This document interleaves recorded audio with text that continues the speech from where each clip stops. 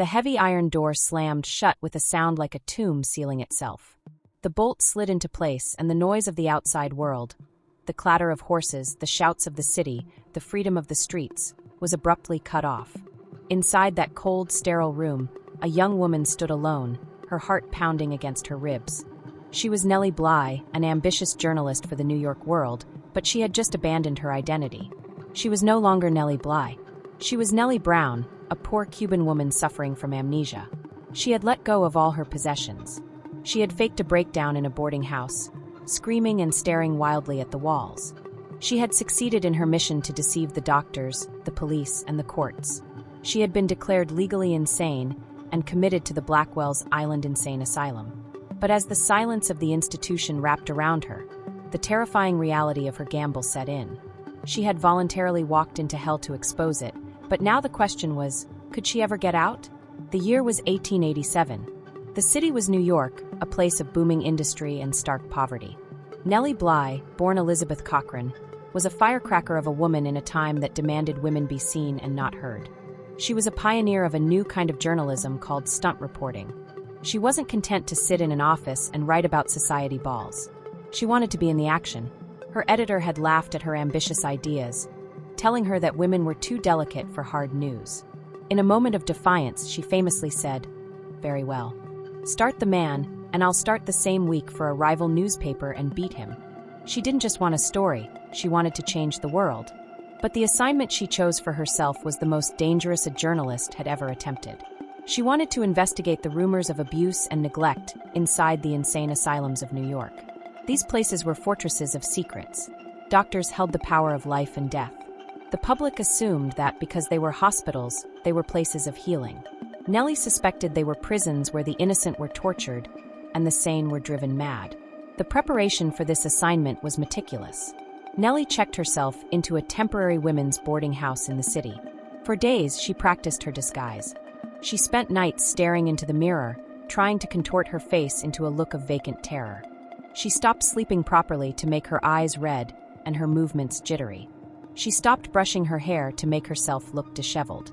She told the other boarders that she was afraid, that she could hear voices, that she didn't know who she was.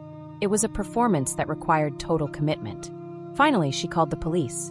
She screamed into the night, confused and violent. The police arrived, dragging her away. She was taken to the courtroom, where judges and doctors observed her for mere minutes.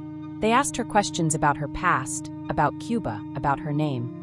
She answered with confused mumbles and wide-eyed stares. Without a proper medical evaluation, without any attempt to actually help her, she was declared insane. It was terrifyingly easy. In 19th century America, a woman who was poor, alone, and acting strangely was immediately labeled broken. She was sentenced to the asylum on Blackwell's Island. As she was loaded onto the ferry to cross the East River, she watched the Manhattan skyline fade away. She knew that if her newspaper failed to secure her release, she could spend the rest of her life behind those walls. When the boat docked at Blackwell's Island, the atmosphere changed. It was a place of gray stone and damp wind. The first thing Nellie noticed was the smell, a foul combination of human waste, rotting food, and disinfectant. She was taken inside the ward. The first step of dehumanization was her bath. The attendants, untrained women who looked exhausted and brutal, ordered her to strip. She was bathed in freezing water, so cold it took her breath away. Then, without drying her off, they wrapped her in a stiff canvas camisole and tied her tight. It was a heavy, suffocating garment designed to restrict movement. She was led to a room that housed a dozen other women. There were no pillows, no mattresses, just thin layers of canvas stretched over iron bedsteads. The rooms were freezing, and the women were crowded together for warmth. Nellie lay there, terrified, listening to the screams of other patients echoing down the long, dim hallways.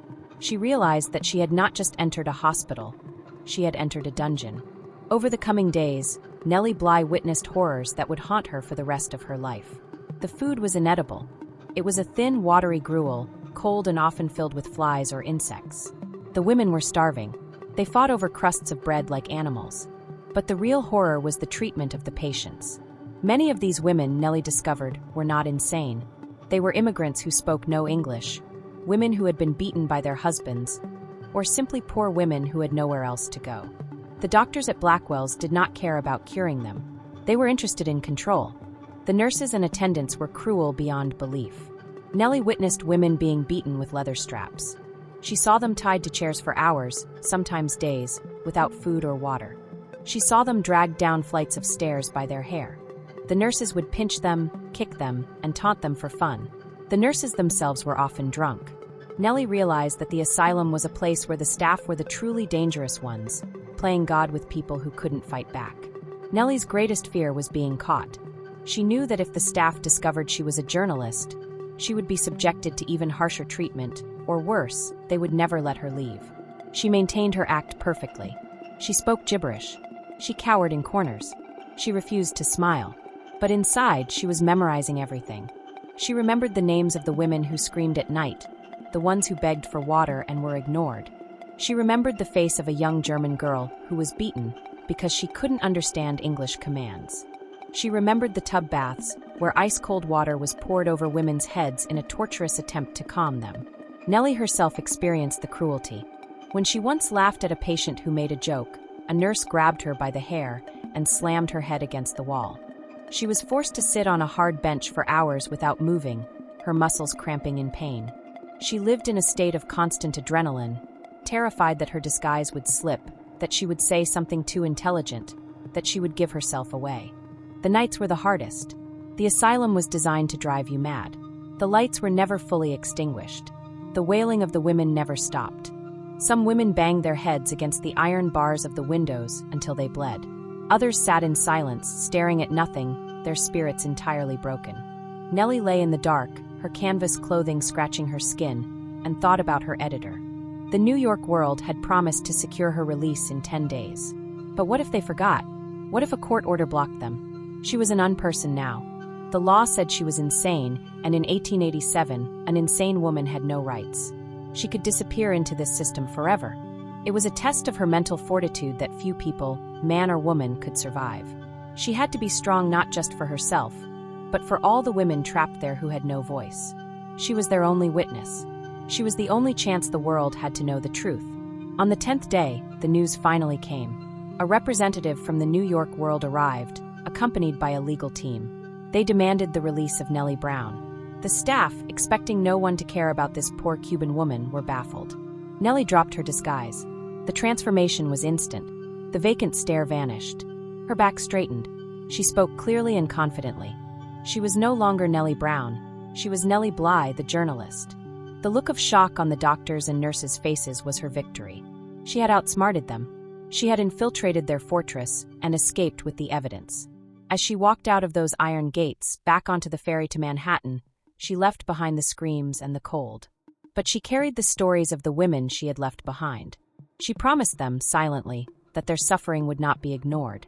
Nellie Bly's exposé in the New York World was an immediate sensation. It was titled 10 Days in a Madhouse. The story read like a thriller, but the facts were undeniable. She wrote about the cruel nurses, the inedible food, the beatings, and the women who were sane but trapped. The public reaction was explosive. People were horrified. The image of a young woman being bathed in freezing water and tied to chairs for days sparked outrage across New York and the entire country. The grand jury was summoned immediately to investigate Blackwell's island. The money meant for the patients' food and care, which the staff had been stealing, was exposed.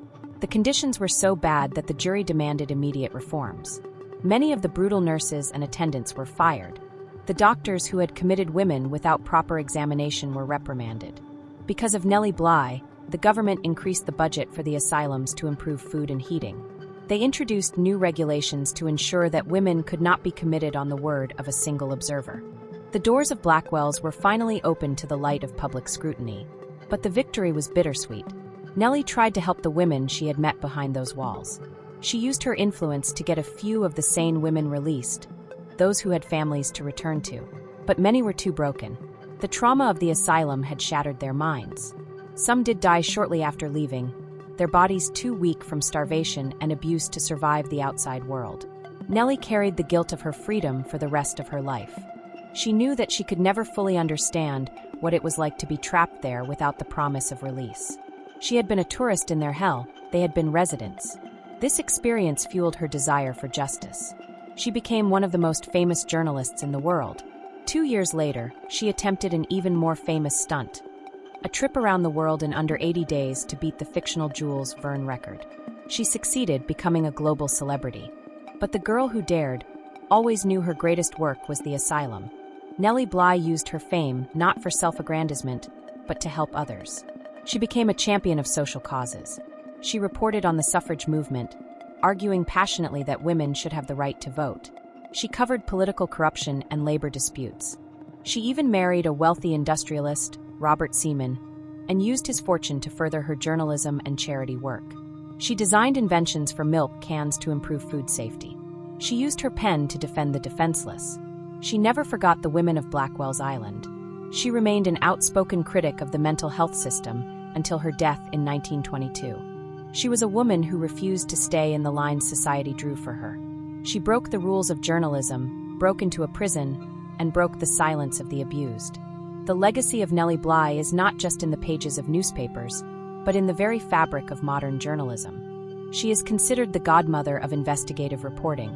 Every undercover journalist working today, from those who expose factories to those who investigate nursing homes, is walking in Nellie Bly's footsteps.